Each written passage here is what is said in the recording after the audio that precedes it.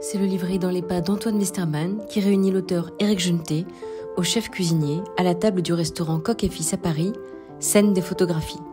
Dans un entretien croisé, nous allons découvrir comment est né ce projet et le lien qui les unit. Comment est venue cette idée de faire un restaurant monoproduit autour de la volaille? Simple, mon plat préféré depuis que je suis gamin, c'est le poulet rôti frites salade. Voilà, donc une fois que j'avais compris que sur le marché parisien, français, des monoproduits de cette sorte n'existaient pas tellement.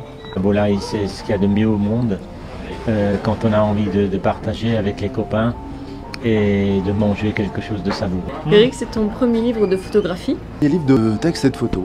Je me suis mis à la photo il y a quelques années.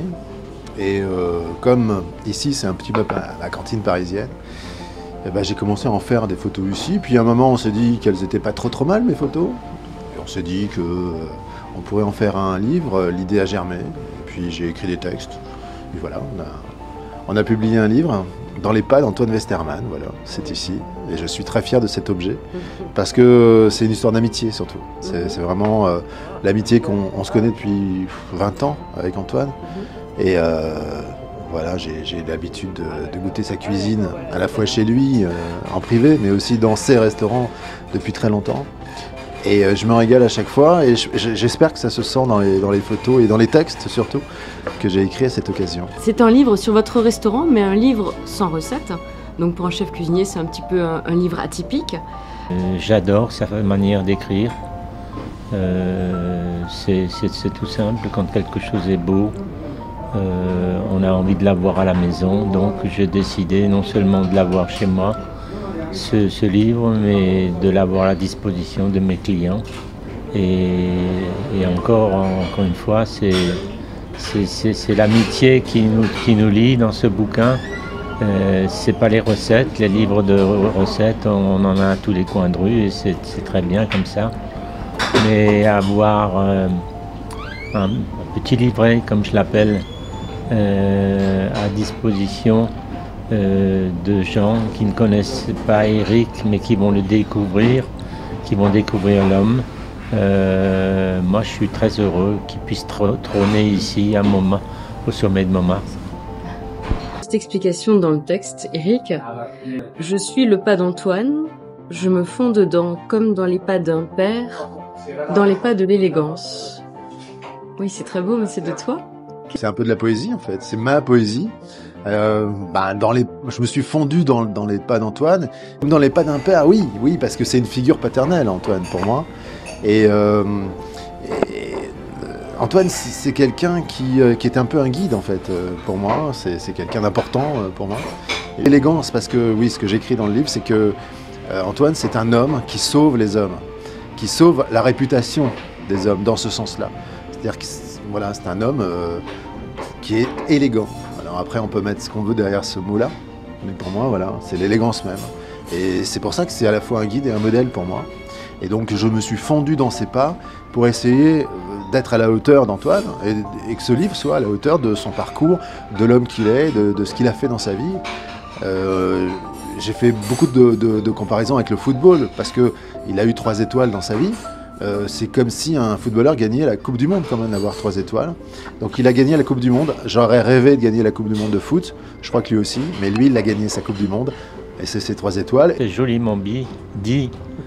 Et je suis fier quand tu me compares à un certain footballeur brésilien. Cette page-là, souvent, je l'ouvre et je la relis. Je dis, nom d'une pipe, c'est possible. C'est Socrates, le footballeur en commun. C'était un footballeur numéro 10 brésilien. Socrates, voilà. Pour moi, Antoine, c'est le Socrates de la gastronomie. Après que votre papa avait hypothéqué la maison familiale pour vous soutenir dans votre installation en Burizel. Exactement ça. Pour acheter à l'époque le fonds de commerce à l'Orangerie à Strasbourg. Il fallait des sous, j'en avais pas. Lui, il en avait un tout petit peu, pas beaucoup. Il avait une maison et cette maison a servi donc à hypothéquer cet endroit. Et mon père, eh bien, tous les jours de sa vie, de notre vie, il me téléphonait pour me parler C'était jamais pour dire, fils, est-ce que tu arrives à gagner ta vie? Qu'on sait que tu vas me rembourser.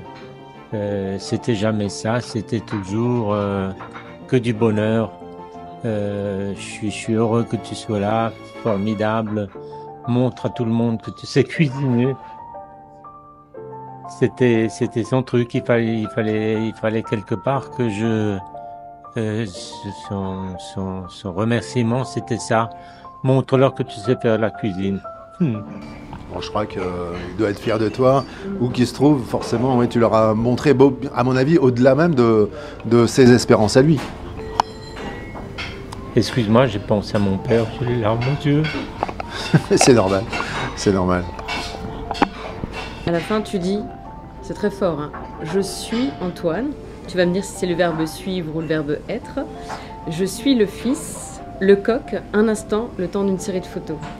Alors, tu suis ou tu es le fils? Je ne peux pas être, je ne peux que suivre, mais c'est bien de jouer sur cette ambiguïté-là. Voilà, c'est pour ça que j'ai écrit de cette façon-là. Et ça veut, je crois que cette phrase, elle dit tout de notre lien, de notre histoire commune. Ah, tu me suis. Tu n'es pas coq, tu me suis. Ah, n'est pas coq qui veut en même temps. Hein. Mais là aussi, ta modestie va te bouffer les oreilles. Pourquoi voudrais-tu être Antoine? Tu es tellement brillant dans ce que tu fais. Hein, je suis fier de toi. C'est comme si tu n'étais pas mon fils, parce que tu étais un peu trop vieux déjà pour être mon fils. Mais pour être avant tout mon ami, quoi. Voilà, moi aussi, je suis fier de tout ça. C'est pour ça que c'est une belle histoire, une belle aventure, ce livre.